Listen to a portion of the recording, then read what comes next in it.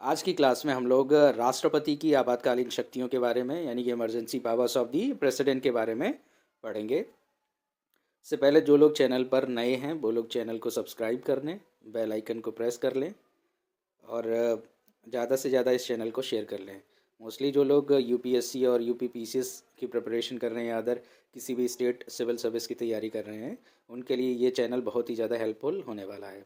यहाँ पे concept building के साथ साथ एग्ज़ाम क्रैक करने के बारे में फोकस किया जाएगा। देखते हैं क्या क्या पावर्स मिली हैं राष्ट्रपति को। संविधान में 3 प्रकार के संकट काल का अनुमान किया गया है। ठीक है, हमारे संविधान में 3 प्रकार के संकट का अनुमान किया जाता है। नंबर फर्स्ट, राष्ट्रीय आपात या नेशनल इमरजेंसी। दूसरे तरह का संकट आ सकता है जो वो है राष्ट्रपति शासन। आपने सुना होगा स्टेट्स में राष्ट्रपति शासन या प्रेसिडेंट रूल आ जाता है।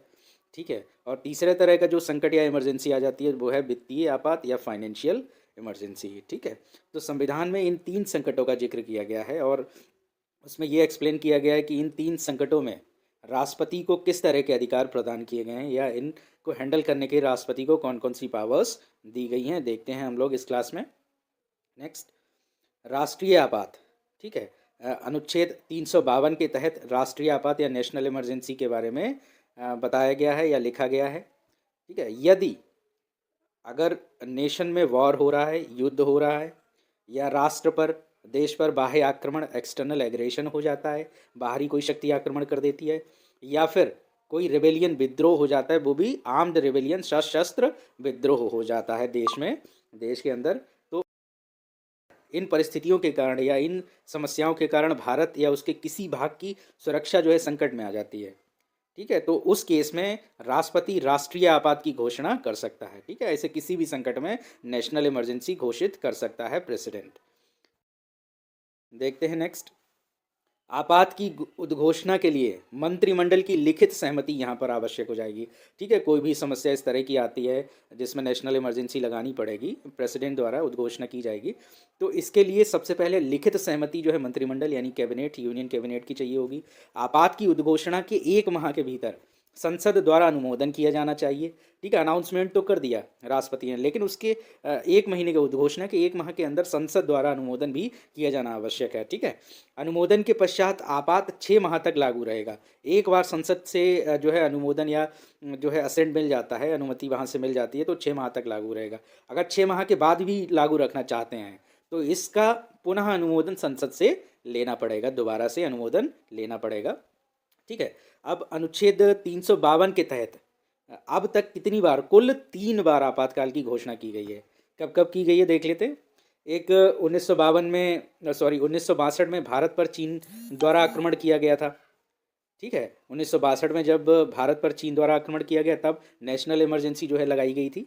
दूसरा, जब 1971 में भारत पर पाकिस्तान के आक्रमण के कारण, ठीक है, 1971 में जब भारत और पाकिस्तान का वॉर हुआ था, पाकिस्तान ने आक्रमण कर दिया था, तब जो है अनुच्छेद 352 के तहत नेशनल इमरजेंसी की घोषणा की गई थी। और ठीक है, 1975 में आंतरिक अशांति के आधार पे भी जो है कांग्रेस सरकार द्वारा नेशनल इमरजेंसी लगाई गई थी 1975 में। ठीक है, ये आंतरिक अशांति के आधार पर लगाई गई थी। ठीक, नेक्स्ट देखते हैं। दूसरे तरह की जो इमरजेंसी आ सकती है किसी भी नेशन में या हमारे यहाँ संविधान में लिखी हुई है, वो अनुच्छेद 356 के तहत राष्ट्रपति शासन या प्रेसिडेंट रूल लगा सकते हैं। वो कौन सी कंडीशन में लगाएगा प्रेसिडेंट रूल? प्रेसिडेंट किसी राज्य के राज्यपाल से प्रतिवेदन मिलने पर या राष्ट्रपति को समाधान हो जाए कि उस राज्य का शासन संविधान के उपबंध के अनुसार नहीं चलाया जा सकता है। ठीक है, अगर किसी भी स्टेट का राज्यपाल इसके लिए जाता है प्रेसिडेंट के पास कि उस राज्य में प्रेसिडेंट रूल आना आवश्यक है, या फिर राष्ट्रपति को ऐसा महसूस हो जाए कि अब ये राज्य का शासन जो है संविधान के प्रोविजंस के अनुसार नहीं चलाया जा सकता, तो ऐसी स्थिति में राष्ट्रपति जो है प्रेसिडेंट रूल लगा सकता है या राष्ट्र आपातकाल की उद्घोषणा करके उस राज्य का शासन जो है अपने हाथ में ले सकता है या ले लेगा, प्रेसिडेंट रूल वहाँ पे लगा देगा। ठीक है, अच्छा इसमें क्या है, ऐसी उद्घोषणा की स्वीकृति संसद से 2 माह के भीतर लेना आवश्यक होता है।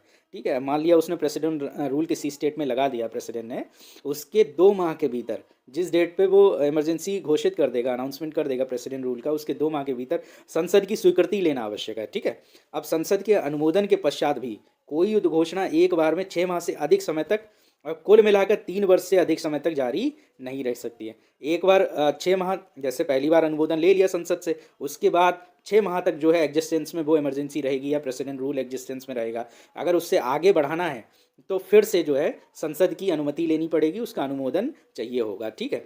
इसे कुल मिलाकर ऐसे जो है 3 वर्ष तक इसे बढ़ाया जा सकता है, यानी कि प्रेसिडेंट रूल को 3 वर्ष तक मैक्सिमम बढ़ाया जा सकता है, ठीक है।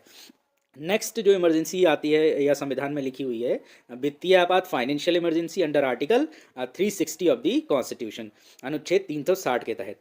इसके अनुसार यदि राष्ट्रपति को ऐसा महसूस हो जाता है या ऐसा समाधान हो जाए कि ऐसी स्थिति पैदा हो गई है, ठीक है, नेशन में, राष्ट्र में ऐसी स्थिति पैदा हो गई है जिससे भारत अथवा उसके किसी भाग का वित्तीय स्थायित्व तो संकट में है, ठीक है, जो फाइनेंशियल स्थायित्व तो हमारा है, फाइनेंशियल स्टेबिलिटी है, वो संकट में आ रही है।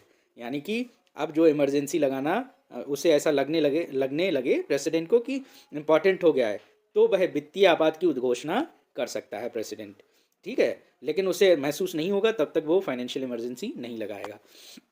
अच्छा, ऐसी उद्घोषणा जो फाइनेंशियल इमरजेंसी की उद्घोषणा है 2 माह के पश्चात प्रवर्तन में नहीं रहेगी जब तक कि इसके पूर्व उसे संसद द्वारा अनुमोदित नहीं कर दिया जाता है, ठीक है। मान लिया फाइनेंशियल इमरजेंसी जो है प्रेसिडेंट लगा देता है, लगाने के बाद 2 माह पश्चात प्रवर्तन में वो इमरजेंसी या फाइनेंशियल इमरजेंसी की घोषणा प्रवर्तन में नहीं रहेगी जब तक कि इसके पूर्व, यानी 2 माह से पूर्व अगर संसद द्वारा दोबारा से अनुमोदित कर दिया जाता है तो वो एग्जिस्टेंस में बनी रहेगी। अच्छा, अभी तक हमारे देश में फाइनेंशियल इमरजेंसी को नहीं लगाया गया है या किसी भी प्रेसिडेंट के द्वारा फाइनेंशियल इमरजेंसी अंडर आर्टिकल 360 की उद्घोषणा अभी तक नहीं की गई है, ठीक है। तो ये कुछ इमरजेंसी पावर्स प्रेसिडेंट को हमारे संविधान में दी गई हैं। जो लोग चैनल पर नए हैं, चैनल को सब्सक्राइब करें और बेल आइकन को प्रेस करें। थैंक यू वेरी मच, धन्यवाद।